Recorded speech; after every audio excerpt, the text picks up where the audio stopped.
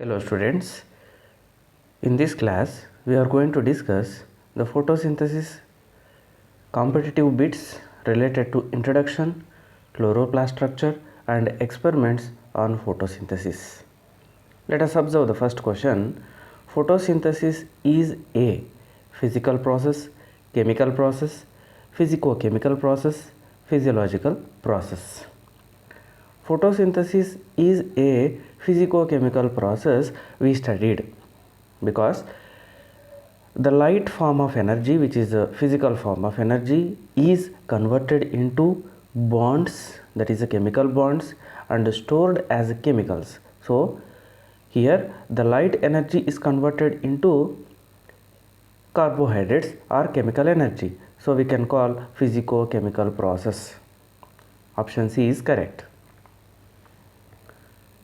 Second question, an experiment using two leaves, a variegated leaf or a leaf that was covered with black paper and one that was exposed to light on testing these leaves for starch shows that photosynthesis occurs only in dash part of leaf in the dash of sunlight. In variegated leaf experimentation, we know that the chloroplasts and chlorophyll pigments are very important when they are exposed to the sunlight. So option B will be correct. We can observe the diagrams here. When the leaf was attached with the black paper and if it was exposed to the sunlight for few hours, and after detachment if we perform the iodines test, then the light affected area and light exposed area will be showing the bluish black color. It indicates starch presence. Starch indicates photosynthesis happen. Here the colorless region is showing that there is no photosynthesis. Clearly, the light is essential for photosynthesis can be performed from this experiment. Here we can observe before to the experimentation the leaf structure where the greenish parts are showing the site for the photosynthesis, and after the experimentation it is showing the bluish black patches. It indicates starch presence. Which of the following is not required for photosynthesis? Carbon dioxide, chlorophyll, light, nitrogen. We know that photosynthesis happens in presence of carbon dioxide, light, chlorophyll and water also important. But the nitrogen is not playing any role in photosynthesis, so option D will be correct. Half-leaf experiment proved that dash is required for photosynthesis. We know that Mohs half-leaf experiment proved that carbon dioxide is essential for photosynthesis. So option A will be correct. So in this experimental setup, we can observe that the leaf of a potted plant was kept a half. It was present in the KOH containing bottle and remaining half was exposed to atmosphere. And when this setup was kept under sunlight for hours together, then if we detach the leaf and if we perform the iodines test, then the exposed area will show bluish black part, indicates starch presence. That is, in presence of carbon dioxide only the photosynthesis happens, but inside the bottle the KOH solution was there which absorbs carbon dioxide. When there is no carbon dioxide, no photosynthesis and no starch also. So it shows clearly colorless region. Next question. Which of the following substance is used in half-leaf experiment to absorb carbon dioxide? Clearly, KOH solution we are using in the bottle which absorbs carbon dioxide. Option B will be correct here. Dash in 1770 performed a series of experiments that revealed the essential role of air in growth of green plants. Joseph Priestley conducted a series of experiments that they are nothing but bell jar experiments, and he proved that plants are replacing or purifying air which was released by respiring mouse and burning candle. And he proved that the air purification happens inside the bell jar, but he didn't said that which gas molecules are present in the atmosphere. Find the method used to light the candle in bell jar experiment without disturbing the setup. Removing bell jar slowly and lightening the candle, creating a hole in bell jar, using a hand lens, through a sudden replacement by another enlightened candle. Here in the first option we are observing that removing bell jar slowly and lightening the candle. So this indicates when we remove the bell jar slowly, the oxygen may enter into the bell jar and it will give negative result. Creating a hole in the bell jar also creates oxygen entry and gives false results. But when we use a hand lens, neither the bell jar was disturbed and our experiment will give good results only. So using the hand lens and using the converging lens, when the light was focused onto the candle wick, then it will glow again. So option C will be correct. Let us move to the next question. Who proved that light is essential for plant process that purifies foul air by placing bell jar setup once in light and once in dark?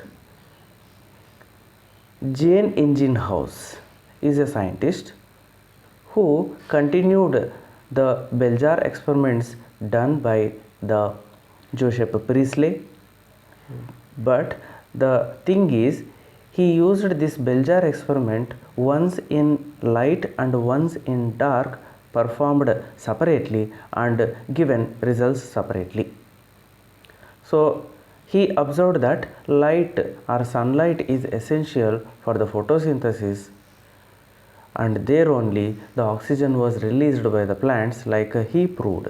So option A will be correct. The stored form of glucose in plants is starch. It is a direct question. So monosaccharide glucose, which was synthesized in the photosynthesis, slowly converted into polysaccharide carbohydrate, that is starch, and it was stored form of polysaccharide.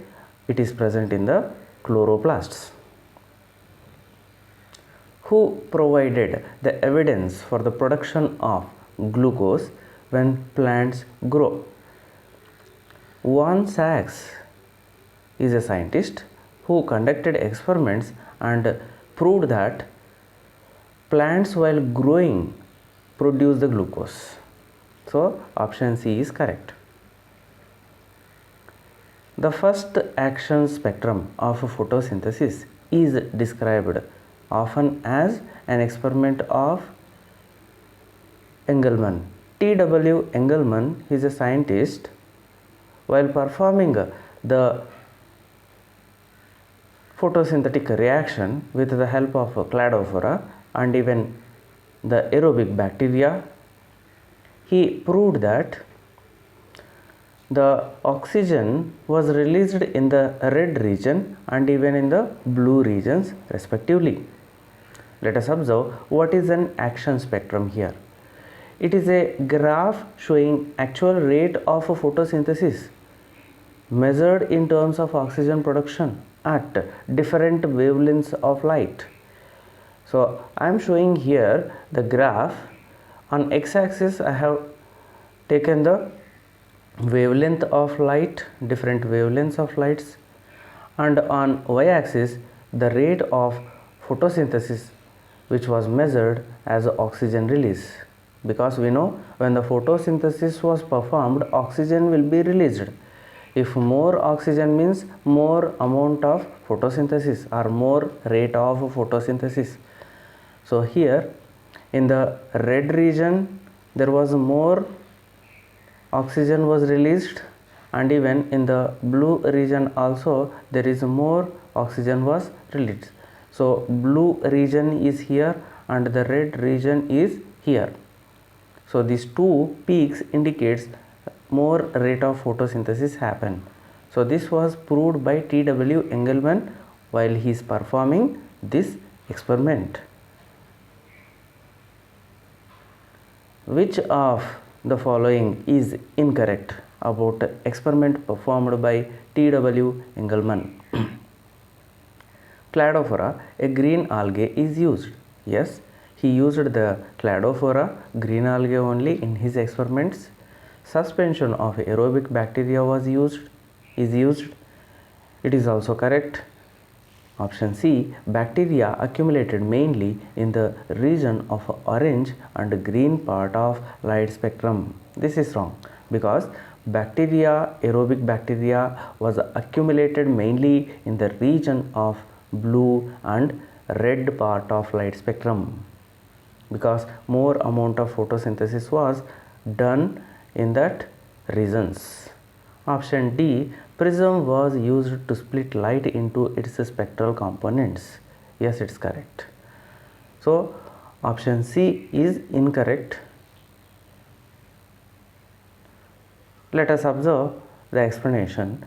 Engelmann, using a prism, split the light into its spectral components, and these spectral components are illuminating to a suspension containing green algae Cladophora along with the aerobic bacteria. So we know that green algae in presence of light synthesizes the food material and releases the oxygen. The oxygen was required by this aerobic bacteria. Now, when the photosynthesis was maximum, oxygen will be maximum and bacteria will be accumulated more. So, in that condition, he used and he observed that bacteria was accumulated mainly in the region of blue and red light of split spectrum, and he is the first person who given the first action spectrum of photosynthesis. Let us observe in this diagram, the white beam of light is split into spectral components, that is a WIBGR, but the algae is performing more photosynthesis in the red and blue regions only. That means more oxygen in the red and blue regions only, and it leads to accumulation of aerobic bacteria in red and blue regions only. So this clearly indicates about the action spectrum. But in our question, incorrect statement they asked. So option C will be correct. Which of the following pigments resemble the action spectrum produced on the basis of Engelmann experiment? Chlorophyll A, chlorophyll B, xanthophyll, carotenoids. Both chlorophyll A and chlorophyll B action spectrum was resembling with the Engelmann experiment. So option B is correct here. Who demonstrated that photosynthesis is essentially a light dependent reaction in which hydrogen from a suitable oxidizable compound reduces carbon dioxide to carbohydrates. Cornelius van Niel is a microbiologist who used green and purple sulfur bacteria, and he proved that hydrogen is donated from water in case of green plants, and hydrogen is released from the hydrogen sulfur in case of green and purple sulfur bacteria. And he again proved that hydrogen is donated by the hydrogen sulfide and it is reducing the carbon dioxide to carbohydrates. Chemosynthetic bacteria obtain energy from sun, infrared radiations, organic substances, inorganic chemicals. So, a chemosynthetic bacteria is a bacteria which synthesizes the organic substances from inorganic substances while it is doing the oxidation reactions. So, it is not depending on the sunlight as the source of energy, but instead it depends on oxidation of inorganic chemicals. So, while the inorganic elements are oxidized, that energy was utilized for the synthesis of organic molecules. So, such kind of synthesis is called chemosynthesis. So, bacteria example we studied, that is nitrogen fixing bacteria.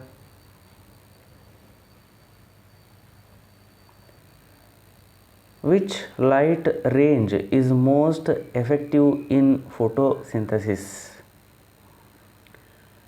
Here in blue, green, red and violet regions which belongs to the visible spectrum, the red light is more effective in photosynthesis. Let us observe the diagram. When the white beam of light is split into spectral components, that is a VIBGYOR, and it ranges from starting to 400 to 720 wavelength, that is nanometers we are measuring. So, the visible spectrum spans in the 400 to 700 nanometers. Which metal ion is a constituent of chlorophyll? Iron, copper, magnesium, zinc. Magnesium is the central metal ion in the chlorophyll. Let us observe the structure of chlorophyll. Here we can observe the head-like part. This is the head-like part which is containing 4 pyrrole rings, and the magnesium is a central metal ion, and there is a tail-like structure which is called phytol tail. The phytol tail is made up of hydrocarbon chain.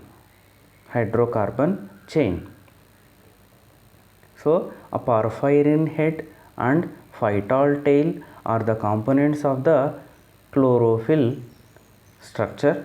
The central metal ion magnesium is located. So, option C will be correct here. Which range of wavelength in nanometer is called photosynthetically active radiation?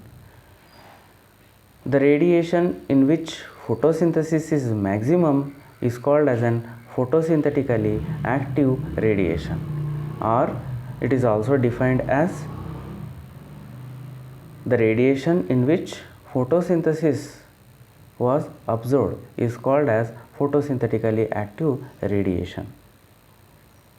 As we discussed, it will start from 400 nanometer to 700 nanometer, that is the visible spectrum. Option C is correct. So, it will start with the 400 and ends in the 700 nanometers. Van Niel performed the experiments on purple and green bacteria, green algae, green plants, fungus. Cornelius van Niel performed the experiments on purple and green bacteria and observed that the hydrogen is donated from the H2S, and this one is reducing the carbon dioxide to carbohydrates.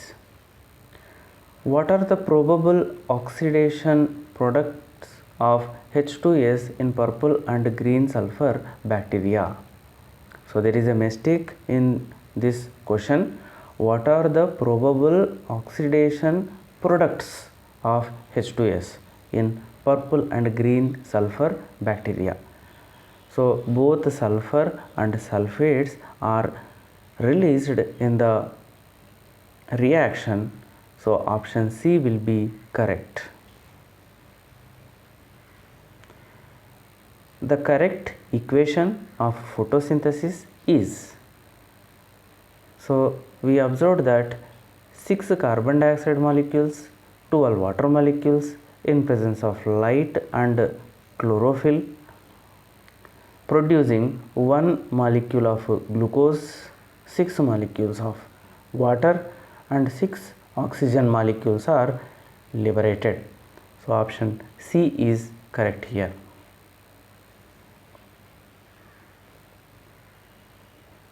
Photosynthesis is a single step process, 2-step process, 3-step process, multi-step process.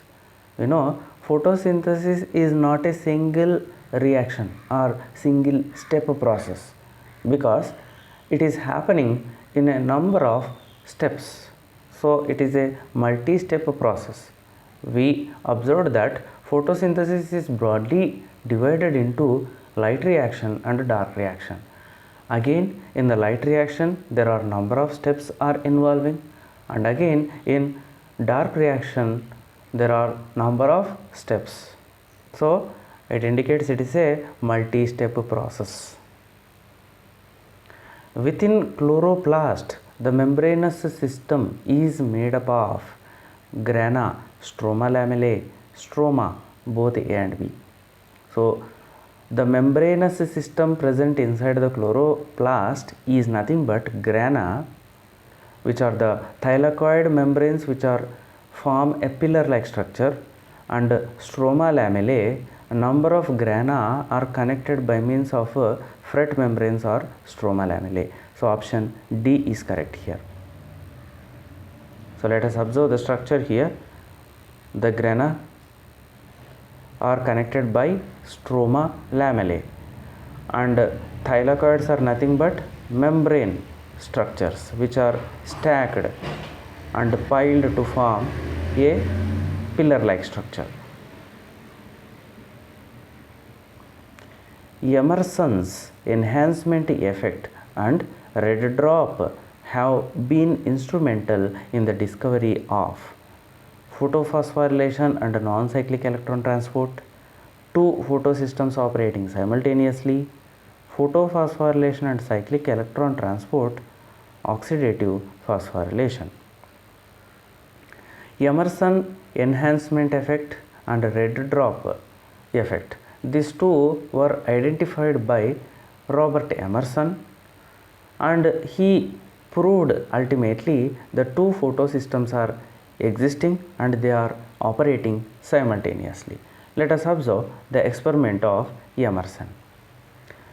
Emerson, while determining the quantum yield of photosynthesis in chlorella species by using monochromatic light of different wavelengths, noticed a sharp decrease in the quantum yield at wavelength greater than 680 nanometers.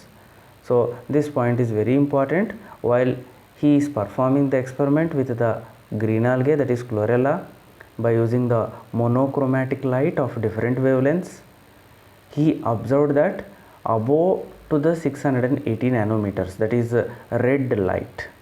So above to the red light there is no photosynthesis or less photosynthesis. So this clearly indicates red drop. He indicated this phenomena as a red drop.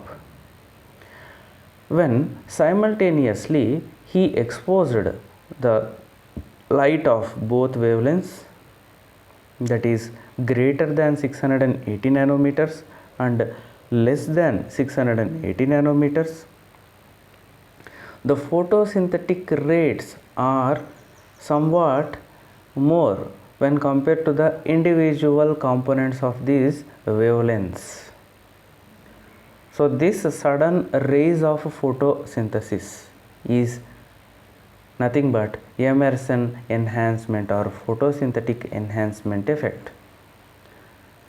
And later he invented the photosystem 1 and 2 existing in the nature.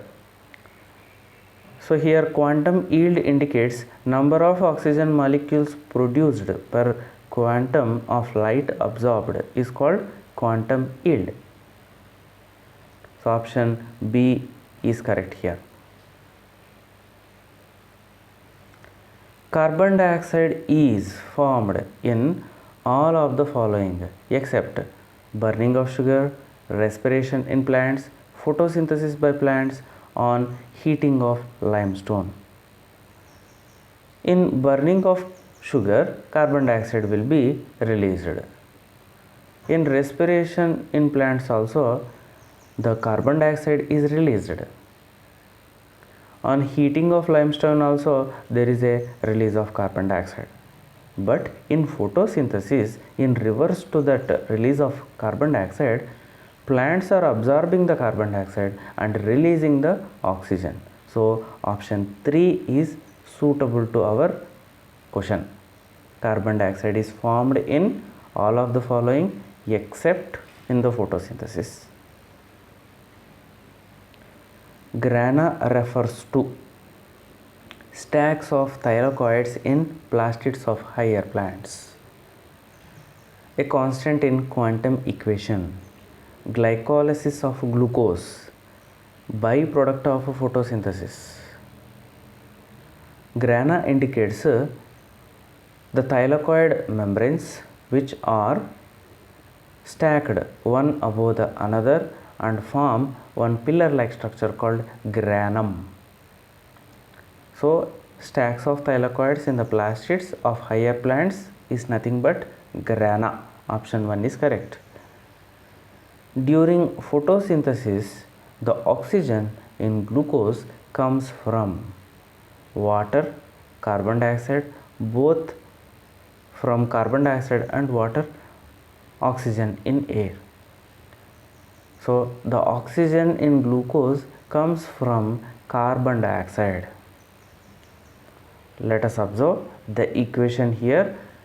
6 carbon dioxide molecules, 12 water molecules in presence of sunlight and chlorophyll, 1 molecule of glucose, 6 molecules of water and 6 oxygen was released. Let us observe that the oxygen from the carbon dioxide was shifted to glucose and even it is shifted to water molecules again. But when we observed that oxygen from the water molecule was only shifted to oxygen release. So this experiment was really proved by Rubin and Kamen group. They used the O18 molecules in form of radioisotopes and O16 molecules as a radioisotopes, and they observed that O18 from the water is released and O18 was released to the oxygen only. So our question is, the oxygen in glucose comes from carbon dioxide. Thank you all of you.